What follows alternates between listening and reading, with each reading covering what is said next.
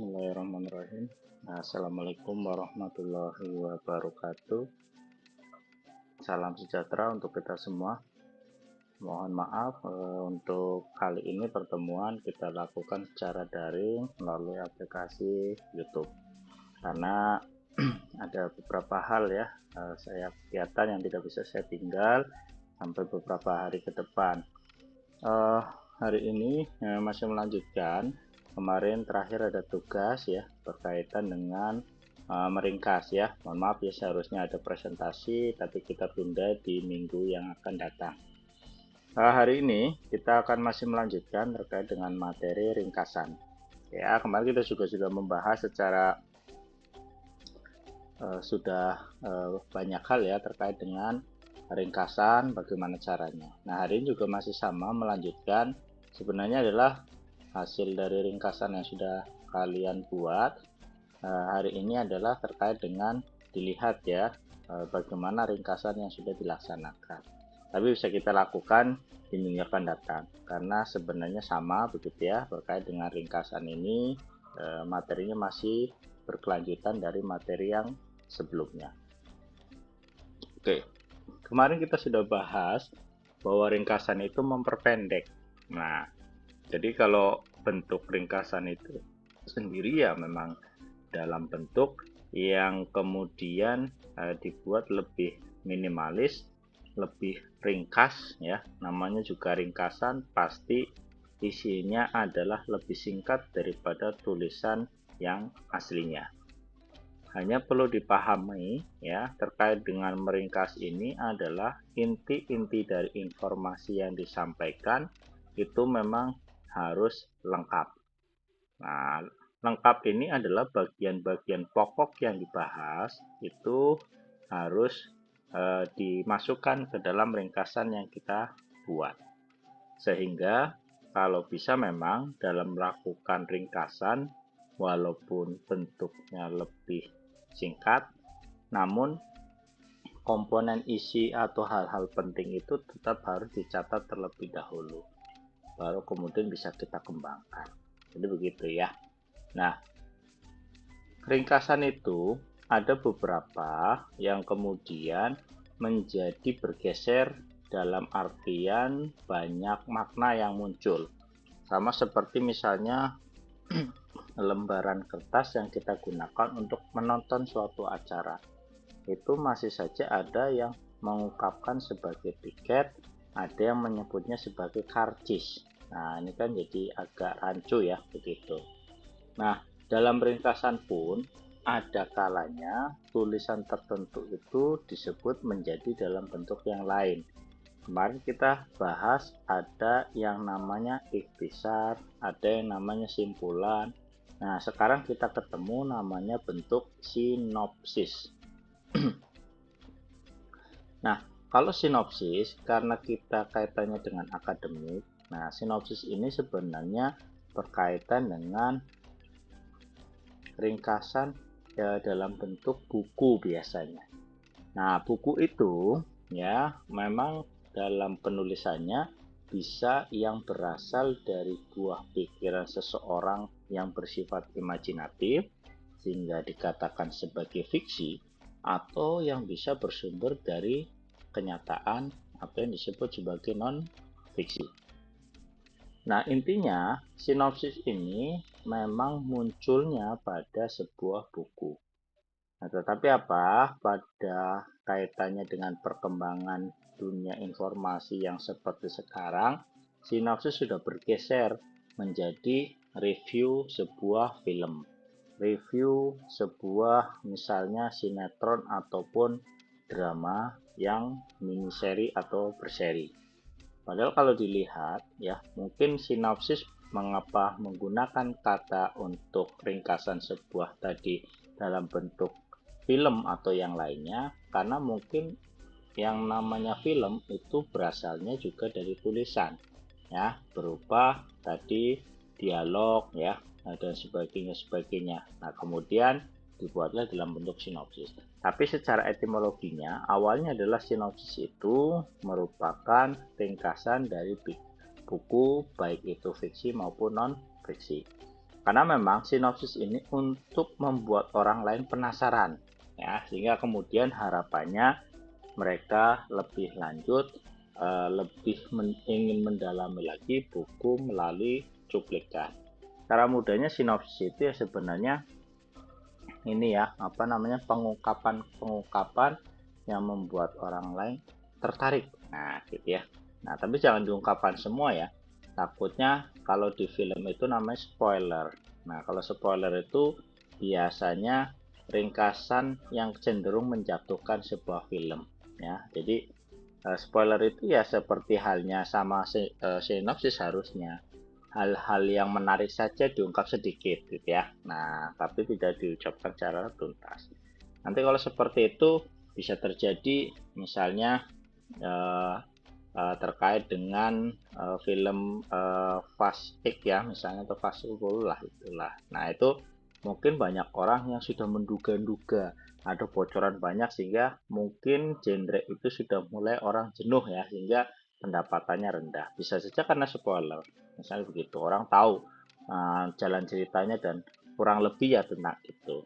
Nah, tidak ada mungkin hal yang baru. Nah, ini kan orang kemudian ya menganggapnya sebagai tadi sinopsis atau spoiler yang kurang baik. Seharusnya kalau sinopsis itu membuat orang lain kemudian tertarik ingin membaca atau melihatnya, begitu ya. Oke. Nah, yang berikutnya yang kedua, ya, kemarin juga kita sudah singgung sedikit ya, berkaitannya bahwa ringkasan itu berasal dalam bentuk simpulan. Nah, kalau simpulan di sini sebenarnya adalah sama hanya dengan ringkasan, tapi biasanya pada bagian akhir. Nah, artinya bagian akhir namanya sebuah simpulan itu adalah intisari ataupun benang merah dari apa yang kita sampaikan.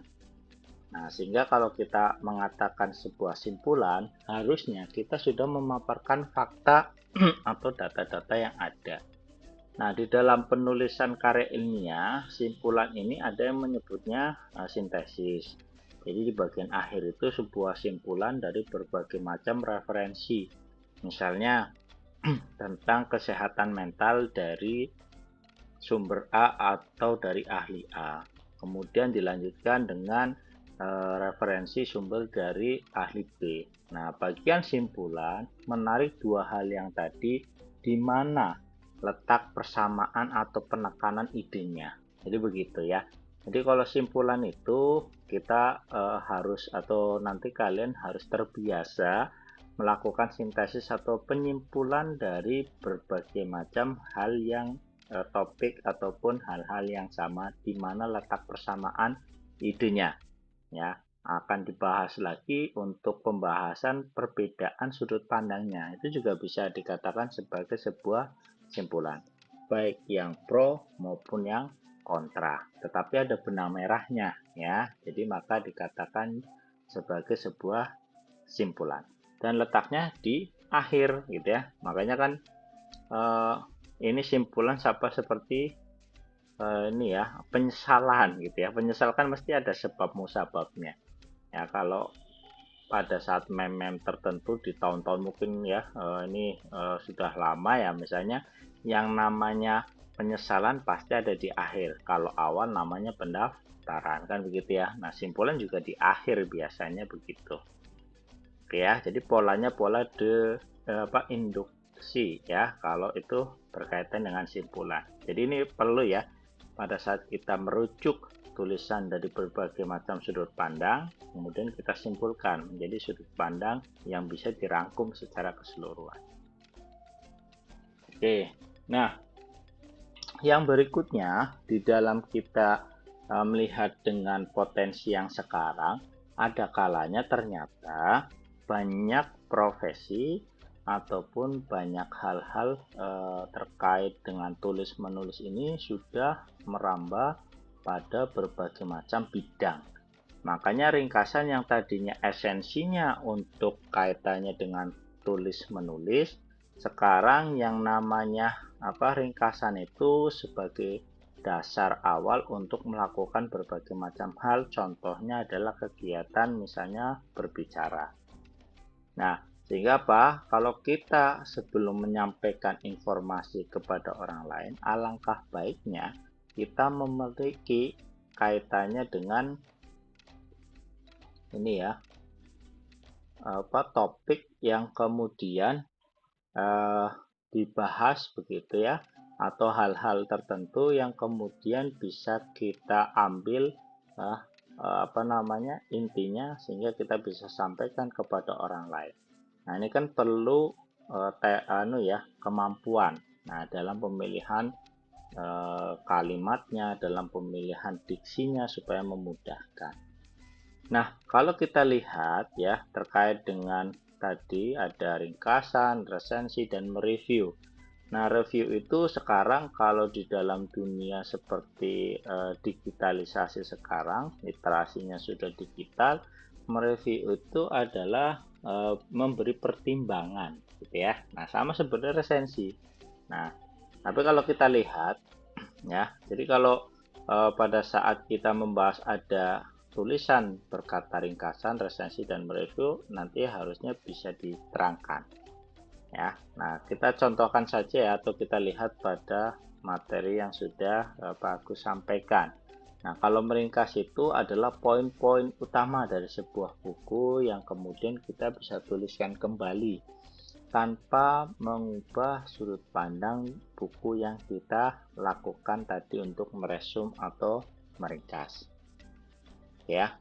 Nah, ada juga dalam meresum itu yang tadi disebut dengan sinopsis. Nah, sinopsis kalau kemudian sampai memberi pertimbangan baik buruknya buku, maka namanya disebut sebagai resensi. Karena resensi itu adalah memberikan pertimbangan pada isi buku. Bisa juga penilaian pada sebuah isi buku. Makanya kalau resensi sebenarnya juga ringkasan, tapi isinya poin utamanya adalah kekurangan, kelebihan, maupun hasil dari observasi terhadap tulisan. Layoutnya kah, ukuran fontnya, bentuk fontnya, dan sebagainya. Ya, warna, tata letak, dan sebagainya. Itu berkaitan dengan observasi terhadap tulisan.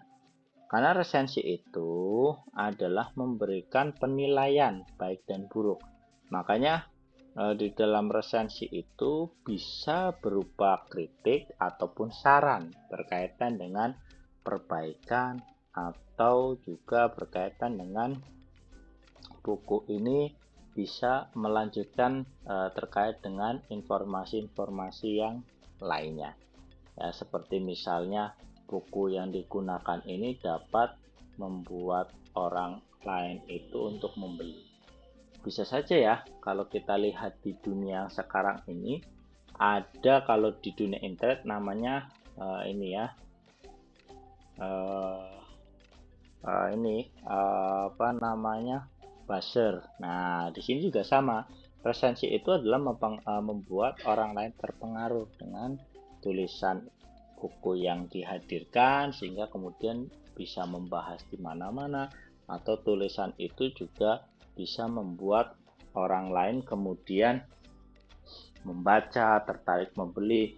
Makanya buku-buku ada yang sengaja bestsellernya itu dengan menggait berbagai macam presentator. Karena memang itu sebagai bisnis ya. Nah, sama seperti film lah, ada kritikus filmnya gitu ya. Nah, berikutnya kalau review sebenarnya ini juga karya tulis ya. Tetapi review itu kalau dunia sekarang itu karena memang beralihnya kepada digitalisasi, maka bentuk tata tulis itu menjadi minor. Kalau dulu review itu banyak ya, karena review itu biasanya berkenaan dengan produk-produk baru biasanya. Nah, dulu banyak sekali ada majalah handphone, ya, majalah otomotif, motor, dan sebagainya. Maka tiap kali ada produk atau teknologi baru pasti direview, ya, memberikan ulasan, ya, terkait dengan tadi hal-hal yang baru tadi. Misalnya kalau dulu ya sama ya, kalau kalian ketik pengen beli iPhone 14 Pro Max misalnya, dari mulai harga, kemudian dari mulai misalnya spesifikasi dan sebagainya. Nah, itu kemudian bisa dicari. Syukur-syukur ada yang sudah melakukan minimal adalah observasi, ya, penelitian literasi yang lain dari produk yang direview. Karena sangat penting sekali. Misalnya hasil review katakanlah ya, ternyata menurut beberapa literasi eh, iPhone ya untuk kameranya bagusnya mulai di iPhone 11 ke atas. Di bawah itu performanya ya kurang baik secara kamera. Bahkan ada menyebutnya 12 Pro Max dengan 11, ada yang mengatakan bagus di 11. Nah, ini kembali lagi ya. Karena apa? Pada review itu bisa memasukkan penilaian pribadi. Gitu ya. Maka review itu adalah eh, memberi pertimbangan berdasarkan pertimbangan pribadi. Karena ada juga kadang mereview itu memang pesanan gitu ya. Ya seperti tadi ya, khusus hanya membahas tentang film tadi karya siapa yang kemudian sebelum rilis dibahas terlebih dahulu ya. Sebenarnya kalau buku itu jangan direview, buku itu resensasi ya, resensi begitu. Karena review itu biasanya berupa produk. Misalnya produk baru motor ya. Dulu review awal contoh ya, review awal tentang motor matic itu banyak yang menentang karena dianggap kurang layak dan sebagainya pada saat motor menggunakan gigi manual gitu ya. Nah, itu banyak yang mentang. Sekarang yang manual malah makin terpinggirkan ya. Bahkan motor gede saja setingkat misalnya Kawasaki Ninja, misalnya H2 dan sebagainya mulai ataupun Yamaha ya yang setingkat moginya 600 ke atas atau 500 cc ke atas itu sudah menggunakan juga semi ada otomatisnya ya, sehingga pada beberapa kecepatan sudah otomatis tidak usah gigi dimainkan. Nah, ini kan contoh review ya, hasil pengembangan. Intinya kalau review itu memang pandangannya boleh sangat subjektif ya. Misalnya pertimbangannya karena bagus misalnya jadi review sebuah handphone ya bagus karena suka main game misalnya, ya maka HP-HP yang gamenya itu lebih bagus sarankan daripada yang lain. Ya, karena memang subjektivitas ya, bisa saja dua orang yang diberikan barang yang sama, misalnya mobil atau motor ataupun handphone, bisa saja reviewnya agak berbeda, ya karena ada unsur subjektifnya, gitu ya. Jadi intinya terkait dengan ini adalah supaya orang juga tertarik juga dengan apa yang disampaikan, gitu. Tapi intinya kalau untuk review memang titik programnya adalah berkaitan dengan barang, baik barang fisik maupun jasa.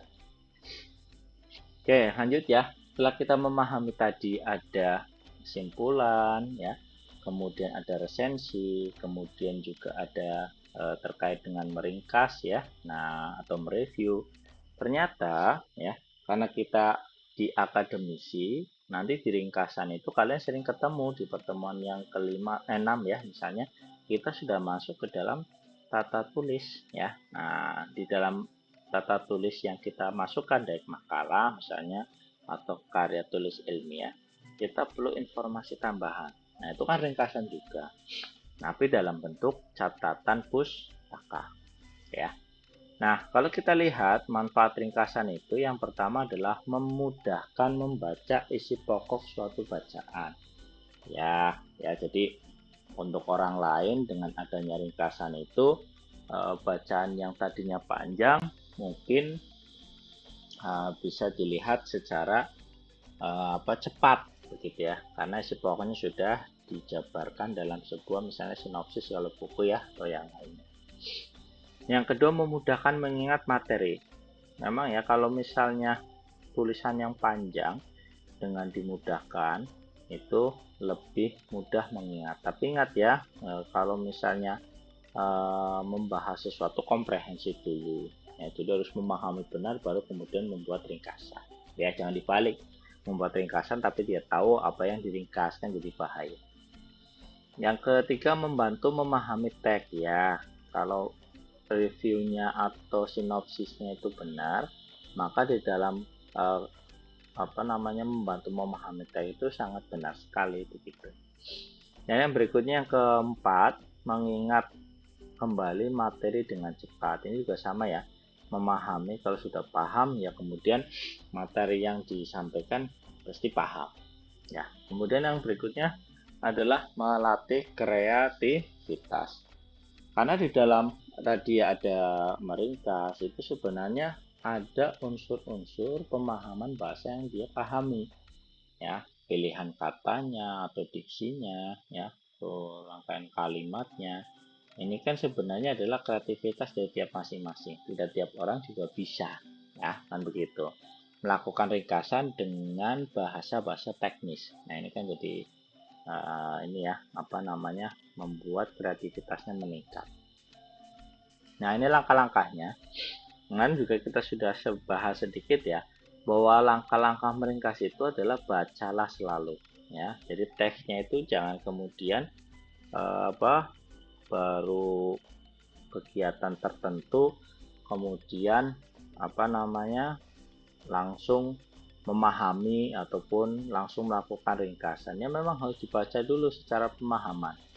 Misalnya mau membahas tentang Harry Potter yang sequelnya ada banyak ya, misalnya Harry Potter 1, 2, 3 dan seterusnya. Nah, kalau tidak bisa memahami komponen-komponen tadi, ya akan menjadi permasalahan. Makanya dalam meringkas juga sama, harus memahami benar apa yang ingin diringkas. Yang kedua, catatlah bagian-bagian yang dianggap penting. Ya mau pakai stabilo ya tidak apa-apa, mau beli tanda dalam buku ya tidak, yang penting bukunya sendiri. Ya. Nah, di situ adalah anggapan penting itu memang memudahkan kita untuk memahami posisi. Karena kalau kita menyampaikan sesuatu dengan metodenya menghafal, nah ini bagian penting ini kalau lupa ya akan terjadi konstruksinya akan hancur ya, karena tidak bisa bagian-bagian tidak bisa diceritakan karena tidak melakukan pencatatan. Tulislah informasi yang ketiga ya, berdasarkan bagian yang telah dianggap penting. Ya, ini disusun kembali, reproduksi. Nah ya, jadi tulisan yang kita sudah buat ya, kemudian informasinya yang mana dimasukkan gitu ya. Terakhir yang keempat adalah tulislah ulang intisari bacaan ke dalam bentuk kalimat tidak langsung ya. Jadi maksudnya tidak langsung itu kalimatnya tidak seperti orang cerita ataupun diskusi, tapi memang semuanya memiliki hak dan kewajiban. Nah, artinya apa? Tulisan ulang intisari dalam bentuk kalimat itu biasanya ya tidak langsung menceritakan tentang dalam buku-buku gitu, mengatakan bahwa dan sebagainya. Tapi ingat, apa yang kita buat atau tulis intisarinya itu memang kalau bisa ya ini ya dalam menulisnya itu ya jujur begitu ya. Nah, ya. Jadi walaupun ini sangat subjektivitas ya untuk ringkas dalam bentuk pemahaman review atau yang lainnya, nah ini harusnya memang bagaimana tulisan yang kita sudah dapatkan dari informasi itu ya menjadi rangkaian cerita yang menarik ya langkah-langkahnya. Nah, yang kelima, tidak memasukkan pikiran. Sudah berkali-kali ya kita sudah bahas ya, jadi ini ada peran dari orang lain ya gitu. Nah, jadi jangan sampai kemudian seolah-olah yang kita lakukan ringkasan itu hasil kita, padahal meringkas itu dari berbagai macam sumber referensi yang diperlukan ya, sehingga apa yang disampaikan misalkan saya begitu ya disuruh untuk melakukan misalnya review atau melihat terkait dengan ulasan suatu buku, ya saya sampaikan apa adanya begitu ya, tidak kemudian karena misalnya dia saudara saya dan sebagainya maka dihasilkan lebih bagus. Nah, ini jangan sampai kemudian muncul itu, biarkan saja apa adanya hasil dari investigasi. Tidak mengubah keseimbangan dan penekanan pengarang, iya ya, jadi karya tulis itu kan melalui proses yang panjang juga. Jadi tidak elok juga ya kalau tulisan orang lain kita akui sebagai tulisan kita, gitu ya. Nah, tidak mengubah ya. Yang ketujuh adalah menyusun draft atau kerangka yang membuat intisari baca. Ya, dimulai dari awal 2, 3 sampai dengan penutupnya mau ngapain ya. Jadi menyusun draft ya, gitu. Kemudian menjadi bentuk rangkuman yang baik. Nah, ini hasil dari membaca informasi yang di dalam ini, kemudian dituliskan ulang ya, menjadi tulisan yang logis, runtut dan sebagainya.